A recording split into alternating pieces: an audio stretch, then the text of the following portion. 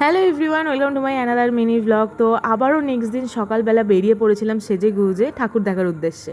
তো আজকে কোথায় গেছি তোমরা তো বুঝতেই পারছো। আজকে চলে গেছিলাম অর্জুনপুর আমরা সবাই ক্লাবে ঠাকুর দেখতে।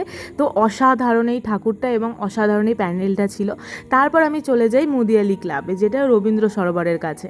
তো মুদিয়ালি ক্লাবের ঠাকুরটা আমি অনেক রিলস ভিডিওতে দেখেছি, মানে বিশ্বাস করো ভিডিওতে যতটা না সুন্দর লেগেছে সামনাসামনি তার 10 গুণ সুন্দর আমার লেগেছে। সিরিয়াসলি অসাধারণ ছিল এই প্যান্ডেলটা এবং প্রতিমাগুলো তো দারুণ ছিল।